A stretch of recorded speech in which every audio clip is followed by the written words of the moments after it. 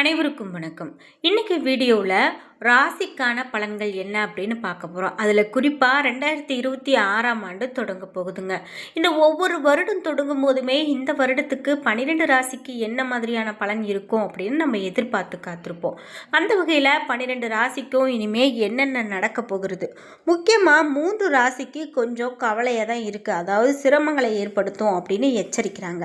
இதெல்லாம் என்ன அப்படிங்கிறத நாம் இந்த வீடியோவில் பார்த்து தெரிஞ்சுக்க போகிறோம். வீடியோ கண்டிப்பாக உங்களுக்கு பயனுள்ளதாக இருக்கும். கடைசி வரைக்கும் பாருங்கள். 12 ராசியில் நீங்கள் என்ன ராசிக்காரங்க என்பதை மறக்காமல் கீழே கமெண்ட் பாக்ஸில் பதிவிடுங்க.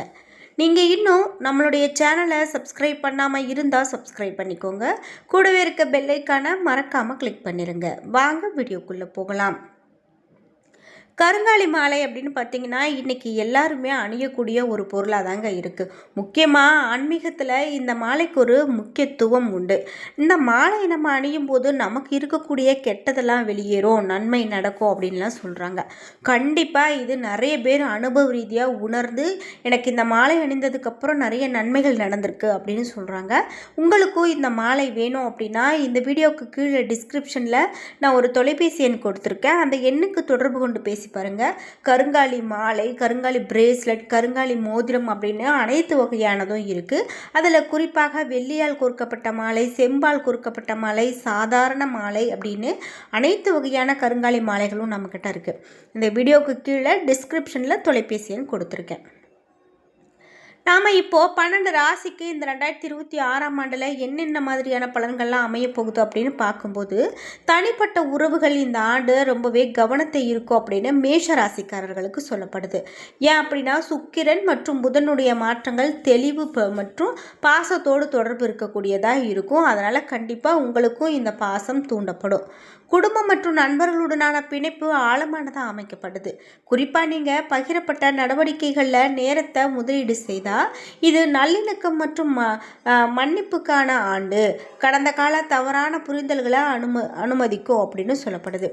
குறிப்பாக மேஷராசிக்காரர்களுக்கு பார்க்கும்போது செலவுகள் கொஞ்சம் அதிகமாக தான் இருக்கும். அதனால் நீங்கள் கவனமாக இருக்கணும். அதே போல் போராட்டங்கள் அப்படின்னு பார்த்தீங்கன்னா சின்ன சின்ன போராட்டங்கள் மேஷராசிக்காரர்களுக்கு சந்தித்தே தீரணும் அப்படின்னு சொல்லப்படுது. அடுத்ததாக ரிஷபராசிக்காரர்களுக்கு இனிமே வரக்கூடிய காலகட்டத்தில் என்னென்ன மாதிரியான பலன்கள்லாம் அமைய போகிறது அப்படின்னு பார்த்தீங்கன்னா, ரிஷபராசிக்காரர்களுக்கு சிறப்பானதாக தான் அமைய போகுதுங்க. நீங்கள் பெரிதாக எதுவும் போட்டு குழப்பிக்க வேண்டாம். நீங்கள் இதுவரைக்கும் மேற்கொண்ட செயல்கள் எல்லாமே உங்களுக்கு இனிமேல் நல்லதாகவே இருக்கும் அப்படின்னு சொல்லப்படுது. குறிப்பிட்டு ரிஷபராசிக்காரர்கள் யாருக்கிட்டையாவது ஒரு கடன் வாங்குறீங்க, கொடுக்குறீங்கன்னா மட்டும் எச்சரிக்கையாக இருக்கிறது நல்லது. தனிப்பட்ட உறவுகளில் உங்களுக்கு இந்த ஆண்டு நல்லிணக்கத்தை புரிதலையும் கொண்டு வரதா இருக்கும் அப்படின்னு சொல்லலாம். கடகராசியில் வியாழனுடைய செல்வாக்கு உங்களுடைய உணர்ச்சி தேவைகள் மற்றும் அன்புக்கு உரியவர்களுடைய தேவைகளுக்கு மிகவும் இணக்கமானதாக மாறும். பொறுமை மற்றும் பச்சாதாபம் அதிகரிக்கும் என்பதால் இந்த ஒரு கஷ்டமான உறவுகளையும் சரி செய்ய இது ஒரு சிறந்த நேரம். ஆழமான அர்த்தமுள்ள உரையாடல்கள் இந்த நேரத்தில் உங்களுக்கு தேவைப்படுகிறது அப்படின்னு சொல்லலாம். அடுத்ததாக மிதுனம் ராசிக்காரர்களுக்கு தனிப்பட்ட உறவுகளில் வளர்ச்சியை கொடுக்கக்கூடிய ஆண்டு அப்படின்னு சொல்லலாம். ஒரு ஆழமான வாய்ப்பை ஏற்படுத்தக்கூடிய ஒரு ஆண்டாக இந்த ஆண்டு உங்களுக்கு இருக்கும். கன்னிராசியில் இருந்து துலாம் ராசிக்குள்ளே செல்வது சமநிலையை வலியுறுத்துது. உங்களுடைய தொடர்புகளில் நல்லிணக்கத்தை தேட உங்களை வலியுறுத்துது. சமூக வட்டம் விரிவடையும் போது மிதுனம் மற்றும் புற்றுநோய் மூலமாக சந்திரனுடைய மாற்றத்தால் ஆற்றல் உங்களை ஆழமாக வளர்க்கும்படி கேட்கின்றன அப்படின்னு சொல்லப்படுது. குறிப்பாக மிதுன ராசிக்காரர்களுக்கு பார்க்கும்போது இனிமே வரக்கூடிய காலகட்டத்தில் பொதுவான பலன்கள் எல்லாமே சிறப்பாகத்தான் இருக்குது. அதே போல் நீங்கள் அதிகமான பயணம் மேற்கொள்ளக்கூடியதாக இருக்கும். பணக்கார மற்றும் பச்சாதாபத்திற்காக அதாவது பணக்கார அர்த்தமுள்ள பிணைப்புகளை வளர்ப்பதற்கு இந்த தாக்கங்கள் உங்களுக்கு இருக்கும் அப்படின்னு சொல்லப்படுது. அதாவது பணக்கார நட்பு உங்களுக்கு இப்போ கிடைக்க போகிறது அப்படிங்கிறது சொல்லப்படுது. அடுத்ததாக கடகராசிக்காரர்களுக்கு இனிமேல் வரக்கூடிய காலகட்டத்தில் குடும்பம் மற்றும் நண்பர்களோடு பிணைப்பை வலுப்படுத்த இது ஒரு சிறந்த நேரம் அப்படின்னு சொல்லலாம். ஆழ்ந்த உணர்வுகளை வெளிப்படுத்த உங்களுடைய செயல்கள் ரொம்பவே நன்மையை கொடுக்கும். நல்ல ஒரு முயற்சியில் ஈடுபடுவீங்க. தனிப்பட்ட உறவுகளில் இந்த ஆண்டு ஸ்திரத்தன்மை மற்றும் மாற்றுத்திறன் கலவையை காணும் அப்படின்னும், மகரம் மற்றும் கும்பம் வழியாக சுக்கிரன் பயணிப்பது பழைய மற்றும் புதிய தொடர்புகளை வளர்க்க உங்களை ஊக்குவிக்கிறது அப்படின்னு சொல்லலாம். அடுத்ததாக சிம்மராசி. சிம்மராசிக்காரர்களுக்கு இந்த ஆண்டு ஒரு முக்கியமான இடத்தை கொடுக்கிறது அப்படின்னு சொல்லலாம். அதே போல் உங்களுக்கு வான இயக்கங்கள் உள்நோக்கத்தையும் இணைப்பையும் ஊக்குவிக்குது. மகரம் மற்றும் கும்பத்தில் வீனஸினுடைய செல்வாக்கு வலுவாக அடித்தளங்களை நிறுவுதல் மற்றும் உறவுகளில் சமநிலையை பராமரிப்பதன் முக்கியத்துவத்தை எடுத்துக்காட்டுது. ஜனவரியில் நம்பிக்கையை வளர்ப்பதிலும் எல்லைகள் அமைப்பதிலும் அதிகமான கவனம் செலுத்தணும். யாரையும் முழுமையாக நம்பி எதிலும் இறங்க வேண்டாம். அடுத்ததாக கன்னிராசி. கன்னிராசிக்காரர்களுக்கு அப்படின்னு பார்க்கும்போது செல்வாக்கு உயரக்கூடிய காலகட்டம் அப்படின்னும், அன்பானவர்களுடனான பிணைப்பு ஆழப்படுத்தக்கூடிய ஒரு காலகட்டம் அப்படின்னு சொல்லலாம். தனிப்பட்ட உறவுகளில் ஆண்டு முழுவதும் கடகராசியில் வியாழன் வளர்வதால் பயன் அடைவாங்க அப்படின்னும், பரஸ்பர மற்றும் புரிதலை வளர்க்க உதவக்கூடிய காலகட்டம் அப்படின்னும், அர்த்தமுள்ள உரையாடுகளில் ஈடுபடவோ நீடித்து வரக்கூடிய சிக்கல்களை தீர்க்கவும் இது ஒரு சிறப்பான காலகட்டம் அப்படின்னு கன்னிராசிக்காரர்களுக்கு சொல்கிறாங்க.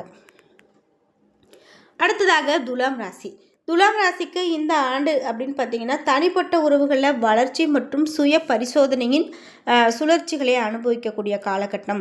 ஆண்டினுடைய தொடக்கத்தில் சுக்கிரன் சந்திரனின் பாலுறவு நல்லிணக்கத்தையும் பாசத்தையும் ஏற்படுத்துது. உங்களுடைய பச்சாதாபத்தை மேம்படுத்துது மற்றும் அன்பானவர்களுடனான பிணைப்பு ஆழமாகுது. இருந்தாலும் சந்திரன் வீனஸை எதிர்ப்பதால் நீங்கள் தவறான புரிதலை சந்திக்க நேரிடலாம்.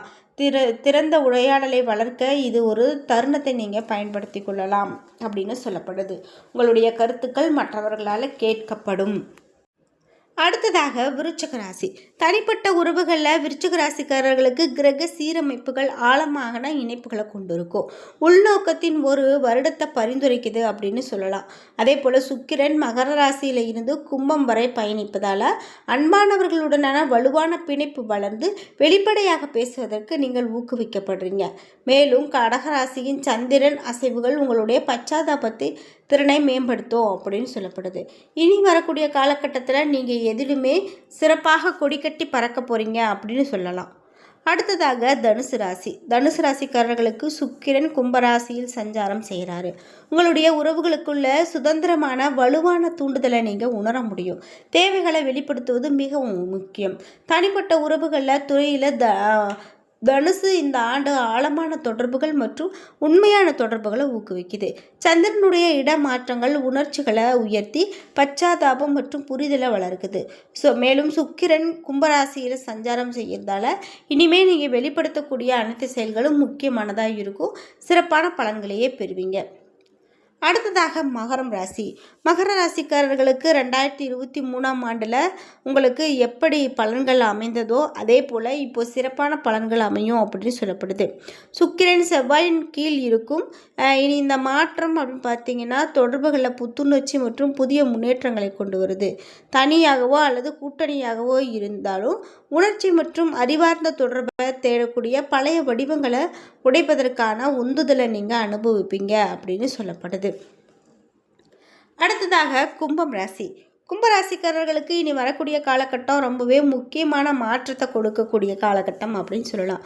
சூரியன் மகர ராசியில் இருந்து கும்பராசிக்கு நகரும் போது சமூக அமைப்புகளில் தன்னம்பிக்கை மற்றும் வெளிப்படைத்தன்மை அதிகரிக்கும் அப்படின்னும், இதை நீங்கள் நன்கு உணர முடியும் அப்படின்னும், ஆற்றல் உங்களுடைய தொடர்புகளை ஊக்குவிக்கும் எனமோ புத்தி மற்றும் புத்திசாலித்தனத்தின் அழகான கலவையை காண்பிக்கக்கூடியதாகவும் உங்களுடைய ராசிக்காரர்கள் இருக்க போகிறாங்க. அடுத்ததாக மீனம் ராசி. தனிப்பட்ட உறவுகளில் உங்களுடைய இந்த ராசிக்கான பலன்கள் எப்படி இருக்கும் அப்படின்னு பார்த்தீங்கன்னா இந்த ஆண்டு மாறக்கூடிய மாற்றத்தை அனுபவிக்கக்கூடியதாக மீனராசிக்காரர்களுக்கு அமையப்போகுது. சனியினுடைய செல்வாக்கு எல்லைகள் அமைப்பதை ஊக்குவிக்கிறது மற்றும் ஆரோக்கியமான தொடர்பு நடைமுறைகளை வலுப்படுத்த போகிறீங்க. உள்நோக்கத்தின் தருணங்கள் இருக்கலாம். உங்களுடைய உணர்ச்சி பூர்வமான தொடர்புகளை மதிப்பிடவும் முக்கியமான மதிப்புகளுடன் எதிர்பாலினத்தவரோடும் பிணைப்பு ஆழப்படுத்தவும் தூண்டுகிறது அப்படின்னு சொல்லப்படுது. அதனால் இந்த 12 ராசிக்காரர்களுக்கும் பலன்கள் இப்படி தாங்க அமைய போகிறது. என்ன நண்பர்களே, இன்றைக்கி வீடியோவில் 12 ராசிக்காரர்களுக்கும் வரக்கூடிய இந்த 2026ஆம் ஆண்டு புத்தாண்டு வருடம் முழுவதும் எப்படிப்பட்ட பலனை கொடுக்கும் அப்படின்னு பார்த்து தெரிஞ்சுக்கிட்டோம். இந்த வீடியோ கண்டிப்பாக உங்களுக்கு ரொம்ப பயனுள்ளதாக இருந்திருக்கும். வீடியோ உங்களுக்கு பிடிச்சிருந்தா லைக் பண்ணுங்கள், ஷேர் பண்ணுங்கள், கமெண்ட் பண்ணுங்கள். நீங்கள் இன்னும் நம்மளுடைய சேனலை சப்ஸ்கிரைப் பண்ணாமல் இருந்தால் சப்ஸ்கிரைப் பண்ணிக்கோங்க. கூடவே இருக்க பெல்லைக்கான மறக்காமல் கிளிக் பண்ணிடுங்க. அப்போ தான் நாங்கள் போடுற ஒவ்வொரு பயனுள்ள வீடியோவும் இதே மாதிரி உங்களுக்கு உடனுக்குடன் நோட்டிஃபிகேஷனாக வந்து சேரும். நன்றி வியூவர்ஸ்.